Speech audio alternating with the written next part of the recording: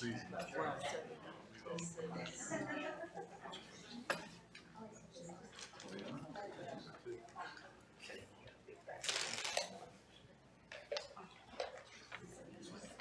Good evening, everyone. Jackie, how is John doing? Better. We were, I was praying for like a miraculous recovery, but apparently that wasn't going to happen. It didn't work out. So you guys drew the short straw, just so you know. Literally short. So we will we'll try to carry on. John sent me his notes. Turn that on. And we'll get through tonight's conversation. This is an interesting topic though, right? Making decisions. How many of us have made bad decisions? One of my memories of bad decisions that started a long line of them. Kim and I were in the Air Force. We were in Pope Air Force Base, living in a trailer. I think we had wasn't even a Pinto, it was a wannabe Pinto. No, it wasn't even that good. But anyway, we had our first child, Megan, and there was a door-to-door salesman came and he sold us a full set of encyclopedias. Like, we had to have it, right? We had to have it to make sure her education was ready. And that just started a long string of other opportunities that we had. Several car purchases that were less than ideal, I can think of. So you go to the dealer and you go like, I gotta have it, right? So this past week, I drove by the Toyota dealer there in Lancaster, and they got the red, which is my color, Toyota Tundra crew cab up on the little hump. And I like stopped in the middle of the road like, oh, like, I could buy that, I could get that. And then it's common sense kind of referring like, no, I know, you don't need another car payment. So we do not need another car payment. So I'd like, okay, I gotta go. I can't sit here. So when we come to making decisions regarding the will of God, one of the notes here is, what do I really want? That's a great question to ask. What do you really want, right? Many times our decision making revolves around me. But if we're taking this lens of putting God into the equation and helping Him to help us make a decision, part of what we have to do is set aside the self, right? The selfishness part of each of us. I think each of us have a part of us that wants what I want, right? I want what I want. And we make decisions that way sometimes. Grandkids, they want to come over, and you go like, oh, not tonight. I'm kind of tired, you know. But how many hours, how many times do you have with your grandkids, right? They're going to grow up so fast. Anna's already 16. She's working, she's driving, going to school. She barely has time for Mimi and Papa anymore. So when they call, sure, come on over. Even though Sunday afternoon, like, I'd really rather take a nap, if I'm being honest. I'd rather take a nap. But, so we make decisions sometimes that are not always in line with God's will. But we make decisions every day. Our decisions, I like this point here, our decisions reflect our core beliefs and values. That is a very true statement. What we decide to do is truly a reflection of what's inside of us, and it's a reflection of what we're allowing to help influence our decision-making process. So that's a good one to look at. It kind of goes with the whole idea of the apple or the fruit. right? The fruit reflects what the tree actually is. We can ask God directly for guidance through prayer. We can pray and then allow God to show us the path. We can ask friends, family members, fellow Christians.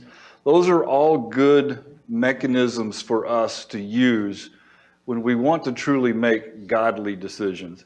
And we're not necessarily talking about big spiritual decisions like that have to affect everything.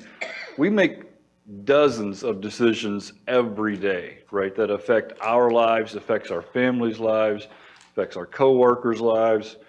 As we make those decisions, if we are allowing God into that process, you're guaranteed to make at least better decisions as you make that process go through. Any questions, any thoughts? You're going to need some participation, or this is going to be a short class tonight. The Bible doesn't answer every possible question. What color should I buy? Obviously red, right? I need a red Toyota Tundra. But it isn't going to answer those questions. But when you go to Scripture, you get the guidance, you get ideas, you get the influence of God. Are you being a good steward, right? Do you really need the $50,000 truck? Maybe, right? Maybe there's a justification for why I need this truck. But more than likely, it's because I want the red truck, and it's the big one, and it's got the extra cooling seats, and it's got the steering wheel that I want, right? Put your red lawnmower in the back of it. I can. So, true story, the reason I bought the truck I had is I wanted to load my four-wheeler in the back and be able to shut the tailgate. So, I got the 6-foot bed. Now, 3 years later, I really wish I'd got the 5-foot bed and the extra space in the back. So, I want to go trade. Can I undo my decision?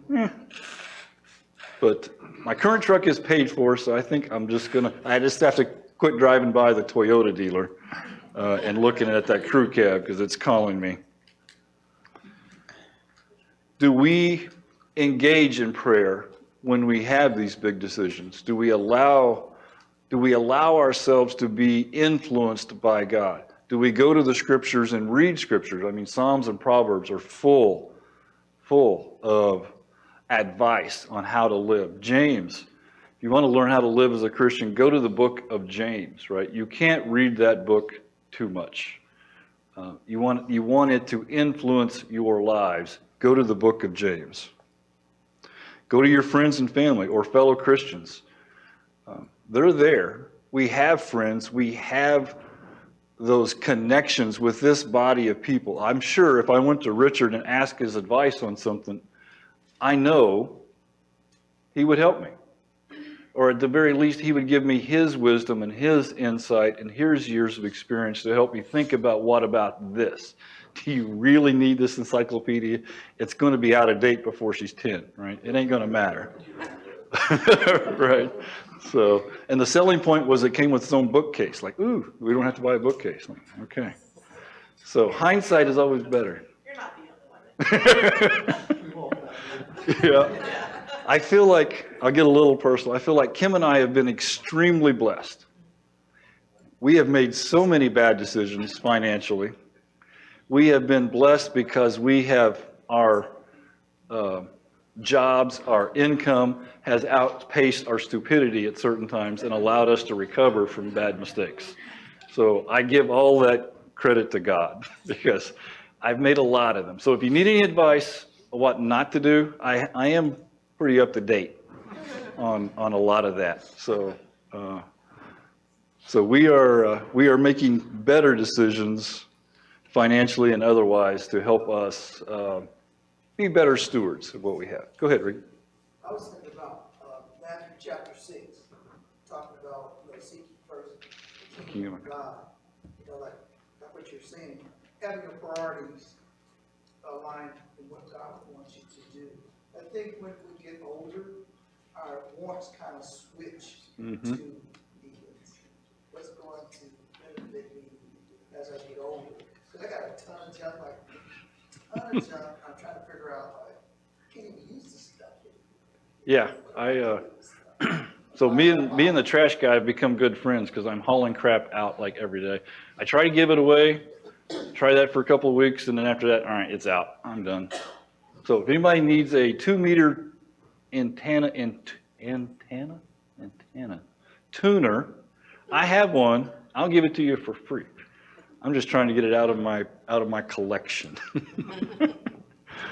So I have become a big ham operator enthusiast. It's become my new hobby. And every time there's a new radio out, like, oh, it's kind of like the truck. Oh, I could use a new radio. I may only have 5. You know, I can always use another one. All right, asking advice. Choose your counselors wisely, right? And hopefully if you're talking to fellow Christians, if they're not suited to give you that kind of advice, hopefully we would be honest and say, like, I appreciate you asking, but maybe you need to go talk to someone else who has actual expertise or experience in this space. So be wise enough when to give advice, and wise enough when to say, like, you really should go talk to a professional, or you really need to go talk to a banker, or you need to go talk to someone else that can actually give you insight into the questions that you're asking. Ask yourself, so this was from last week, what do you want? That's a great question, because what is it you want, right?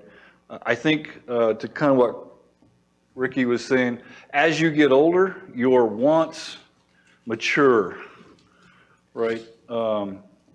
They become more responsible, more expensive. But I mean, a perfect example is I want my grandchildren to have a true and meaningful relationship with God. I really want that. I want them to know God. I want them to have a relationship with God. They know that He is real and that He is in their lives. That's what I want, right? Those are the things. So I try, when they call, can you come over? Yes. Even though I'm tired? Yes. You know, when Jacob goes, can we study? Yes. Yes, we can. Doesn't matter what day of the week it is. If you want to study, we'll study. Right? Your priorities become a little more mature as you get older, thankfully. Any other thoughts? Anybody else? What friends you choose, how you invest your resources. Those are all questions we should ask ourselves about what is it we're trying to achieve, right? All right, so tonight's topic, it kind of drills into this idea of circumstance. So we've looked at 5 of the pieces that would help you make good decisions. Tonight we're going to look at the final test in making decisions in accordance with God's will, and that is ask the circumstances. This is an interesting one. In Philippians chapter 1, verses 18 through 25, Paul engages in a conversation, if you will, while he is in prison in Rome. He is considering the possible outcomes of his imprisonment. If he lives, he will continue to serve Christ. If he dies, he'll go home and be with Christ. He has a preference. As you read this scripture, and we're going to read it here in just a second, he has a preference. His preference would be to go home, to be with Christ. He's fought a lot. He's had a lot of battles. He's had a lot of injuries. He's engaged in a lot of struggles, and he was ready to go home. But his preference would be to go home. But the circumstances suggest that he should stay, because there is more good that he can do serving Christ here. So his preference may have been to go home, but the decision he wanted was to stay. The circumstance oftentimes is the final test in making a decision based upon the will of God. The circumstances will often carry the final word in the decision-making process. And this is true, right? We're not necessarily talking about big spiritual decisions every time here, but like if you want that red Toyota Tundra with the crew cab, and you drive to the dealer, like you call the dealer, like, I want it. I'll trade my truck in, I'll give you, I'll do it all. They say, sure, come on down, right? What else they're gonna say? When you get there, there's no truck. The circumstances will actually make the decision in the end whether you buy that red Toyota crew cab from them or not, because if they don't have it, they can't sell it, right? And that's obviously a simple example, but circumstances often make the decision for us sometimes, and sometimes those are providence, perhaps. I don't know about you, but there's been times when I wanted something, like this is what I wanted, and I work toward it, and I do all the other things. I'm thinking about it, I'm praying about it, I'm trying to be responsible, but I want it, and then I can't have it. It doesn't happen. Almost always, for myself anyway, years down the line, you look back and you go like, wow, boy, did I dodge a bullet, right? Or I try to take the approach that if it was meant to be, it would be. Like the time I wanted the job, right? I wanted a job at Lane Bryant, right? They offered me a job. I was going to go do this, this, and this. It didn't work out. I try to take in my mind the idea here that if it didn't work out, it's probably because there's some other path that God has in mind for me. And I have to be willing to look for and accept the other path. It's not, this wasn't going to happen. Circumstances didn't work out and it's not there. Maybe that's actually God's design. Maybe there's another path that he's looking for you to take to be in the right place at the right time for someone else that you don't even know yet. All right, any comments or thoughts? Ricky? I think the other word is consequence. You got circumstance, consequences. And so, maybe I had a situation like that too, but if I had taken the job, I would never be able to come to church. Never. And so my spiritual growth has been things hindered tremendously. Right. And so sometimes you have to say, count the cost, like, Right. if I do this, what's going to happen? I think counting the cost is a great point, right? Because when we're making decisions, we do need to count the cost because there are spiritual, there are physical, there's financial, there's other things that need to go into the equation when we're making those decisions. But when we're talking about making decisions in line with the will of God, the spiritual application there is extremely important. And that was a great example of making a decision that did not put you in a bad circumstance or a condition. All right, anyone else? All right. It's a little small. All right, Philippians 1, 18 through 26. What then? Only that in every way, whether in pretense or in truth, Christ is proclaimed, and in that I rejoice. Yes, I will rejoice, for I know that through your prayers and the help of the Spirit of Jesus Christ, this will turn out for my deliverance, as it is my eager expectation and hope that I will not be at all ashamed, but that with full courage, now as always, Christ will be honored in my body, whether by life or by death. Verse 21, for me to live is Christ, and to die is gain. If I am to live in the flesh, that means fruitful labor for you, yet which I shall choose, I cannot tell. I am hard pressed between the two. My desire is to depart and be with Christ, for that is far better. But to remain in the flesh is more necessary on your account. Convinced of this, I know that I will remain and continue with you all for your progress and joy in the faith, so that in me you may have ample cause to glory in Christ Jesus because of my coming to you again. So Paul was definitely aware of the two choices, and he had a preference, right? He had a preference, like he was ready. He was ready to go home, to be with Christ, as opposed to another shipwreck, right? Another beating, another set of rods, another walking. I can't imagine how many miles he walked and walked and walked, right? To get from one place to the other. And then you get on a ship and you get shipwrecked. So,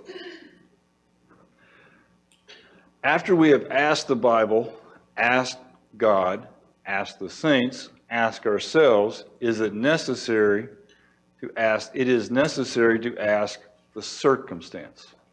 There are many times that something is permissible in the Bible with prayer, with the saints, with your personal preference, but the door to carry it out is not open. The circumstances are not right or ready. Paul in 1 Corinthians 16, 8 and 9, but I will stay in Ephesus until Pentecost, for a wide door of effective work has opened to me, and there are many adversaries. Sometimes the door is open, and the circumstances are right, and you should walk through that door. Because you've went through all the other steps. You've listened to God. You've talked to God. You've talked to other saints. You've asked yourselves the right questions. And the answer is yes. But if that door isn't open, all of that becomes mute to some degree.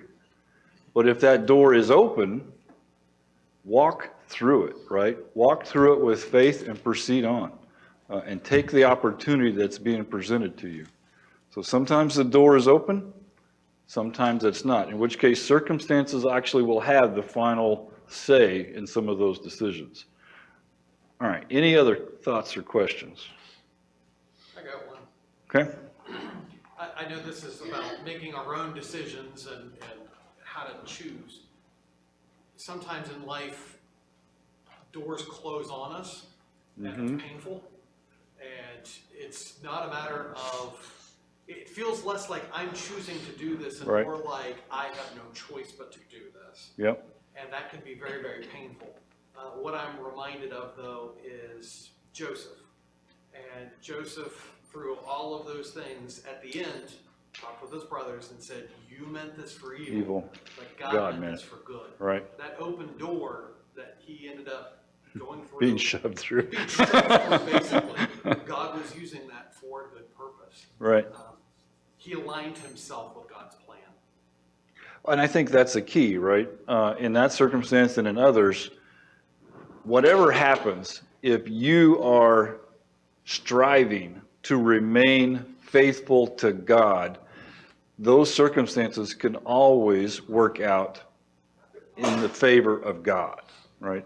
That is us keeping our eyes up, looking at the situation and putting God, keeping God in our lives. It would be easy to get discouraged, to get beat down, to give up, to quit, right? But that's not what we are supposed to do, right? And many of us have faced trials, right? Whether it's work. Work is a common one. Last April, May, 2 years ago, maybe? I don't know. Time goes by so fast. You get a meeting request on Teams, right? And it says, be there at 1 o'clock. So you sign on to the meeting. There's like 150 people, 200 people on the call, and there's no leader there, right? So everybody just kind of going like, what's going on? So then HR comes onto the call, very briefly says, if you are on this call, you are no longer employed. So you go like, oh, okay, right?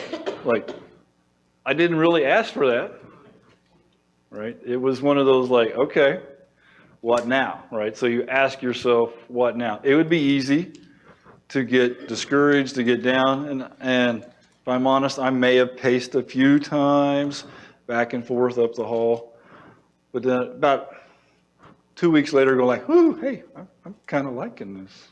Like, not working thing. Like, I could kind of get used to this, but yeah, it's stressful, right? It's one of those situations that you are put in without any of your own desire, input, or request, but remaining faithful, keeping God in the presence, making sure that your decision-making still is aligned with God's will keep the rest of those circumstances more profitable, I guess is a word to think about, for you and for your family. All right, any other questions? I'm about to string this out. I'm going to make it to 45. All right, and somebody want to read this because it's awfully small? Judges 6:36 through 40. Any volunteers? Take your time as you read it. This is about my last slide, so I'm about to run out of talking points. Go ahead. Judges 6:36 through 40, then Gideon said to God, if you'll save Israel by my hand, as you have said, behold, I am laying a fleece of wool on the threshing floor. If there is dew on the fleece alone, and it's dry on all the ground, then I shall know that you will save Israel by my hand, as you have said.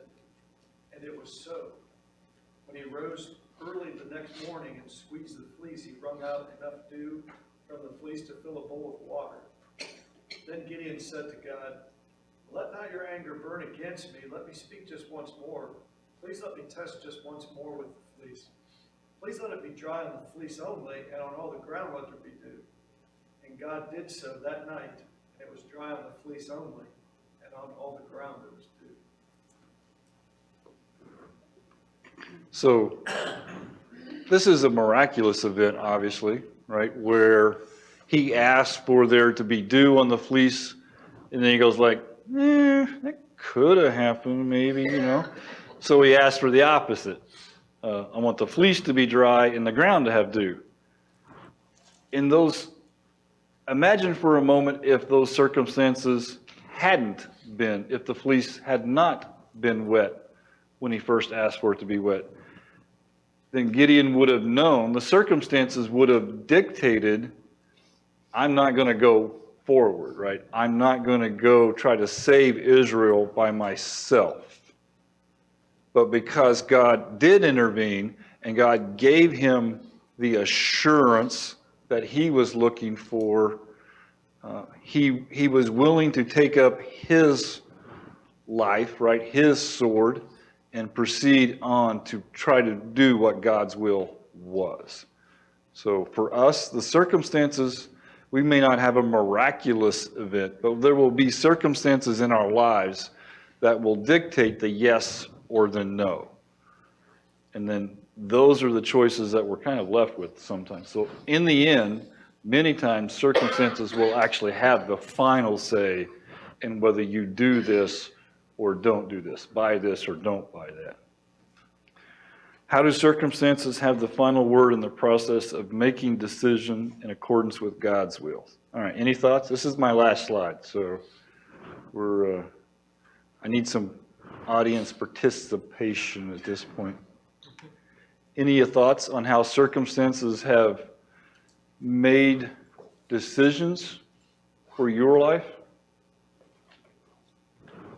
or influenced your decisions, even though you've went through the process of talking to God, reading God's word, asking for good advice?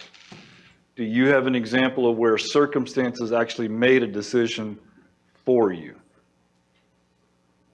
Anyone? All right. Well, I would say that there are times that if I was patient enough for something like that to happen, then yes, there are circumstances that kind of push me and put me into the right doors. But 9 times out of 10, the problem with this scenario is your first slide. You had whether or not we take time to pray, take time, like. Do you engage? Man, we're all about like the now. That's why fast food is so great, right? Like, if we get mad when we sit in a fast food line more than 10 minutes because that's unacceptable, right? Like, It's slow. It's those kinds of things. So when we want something, we don't typically say, with your example, you saw the truck on the side of the road and you were driving, you're like, might as well get that now. It doesn't occur to us that, hey, you know what, maybe I should take a month or two, think about it, maybe review finances, whatever, Right. A, B, C, D, E, talk to some friends, maybe these trucks are really bad, I don't know. Right. But, Maybe check some reviews. yeah, you know, but, so like, circumstances can have some sort of determination on like, where you're going if we allow them. And I think 9 times out of 10, we don't because We're impatient. we're impatient. All right, any other, Richard? I look at the circumstances, guys, Right? because, you know, you want to walk through that door and the circumstances don't let you, but you got the door, so. Right, right. Probably some more better, but Yep. I believe that. I've come to the conclusion where it was something didn't happen. I'm hoping I'm matured to the point where I recognize that, all right, that wasn't the path, right? And just accept that and like, all right, there's another path. There's something else that God has in mind for me, right, to pursue, to work on. Isaac? Sometimes it's a matter of circumstances change rapidly in an unfavorable way. And the decision we're actually making is about our attitude in response to the circumstances. And there may be something that it's not what you want, but you realize, it takes a while to realize this, that it's of no profit to be upset about it. Right. It may be something that you can't solve, it may be something you can't solve at that moment. And the decision to be positive is sometimes what we need to do. That's a great point, because one of the things, one of the points I try to relay to myself and to others when they'll listen, right? There are things going on in your life. Can you do anything about it? Can you influence it? Can you change it? If you can, do it. But if you can't change it, if you can't influence, it's just going to happen regardless of what you think, feel, believe, then give it to God. Give it to God and deal with the things that you can deal with and let Him have the things that you can't. Because you stressing about something you can't control doesn't help anything or anybody. All right, I think we're done. Go ahead. That's what Jesus did in the Garden of Gethsemane. Amen. Exactly right. Right? Give it to God. Circumstances dictated. Okay, the answer's no. You rolled with it. Yeah, right. All right, thank you, guys. Thank you. She's done.